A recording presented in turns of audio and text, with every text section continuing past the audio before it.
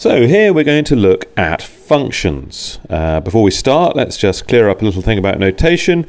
The usual notation, the one that I use, is f brackets x, which we call f of x, is equal to something. You will occasionally see it as f colon x arrow something, x goes to something. That means if I were you, I would always rewrite it this way. You won't get marked down for doing that.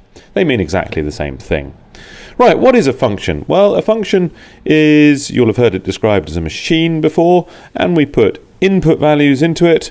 They're usually called x, and at the other end pops output values, which are usually f, if we call the function f of x, as in question 1 there, or sometimes g, or occasionally y, but input values and output values. And the thing you need to remember, which will get you out of most trouble with functions, is that whatever goes into the bracket replaces the x on the other side. Let's see what I mean by doing question 1.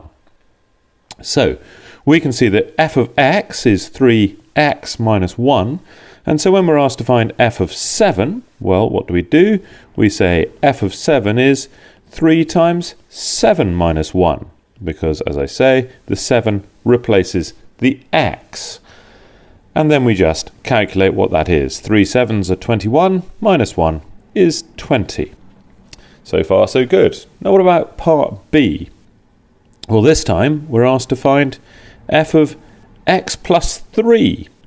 Now, it's the x plus 3 that is replacing the x this time. So where we had 3x minus 1, we now have 3x plus 3 minus 1. And notice I've used a bracket.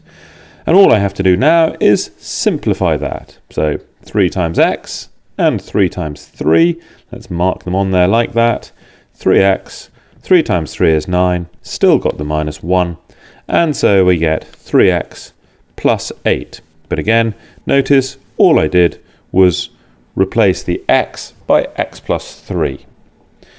Right, let's have a look at a second question. This time I've called the function g. So we have g of x is equal to 3x squared minus 1. And the question's slightly different this time. It says, given that g of p equals 11, find the two possible values of p. Well, let's start by doing what we can.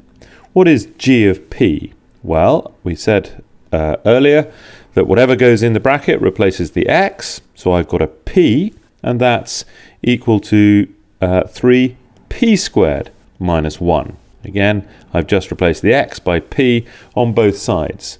And I'm told that g of p is equal to 11. And so I have here an equation to solve. And that's going to allow me to find the values of p. So we're not really doing functions anymore. We're just solving an equation. So I'm going to add 1 to both sides to get the term with p in it on its own. So I've got 3p squared equals 12. And now I'm going to follow the usual rules. I'm going to get p squared on its own by dividing by 3. That means the 3's cancel on the left. That's rather the point of doing that. And so p squared equals 4. Now notice that the question says the two possible values of p. Well, where do they come from?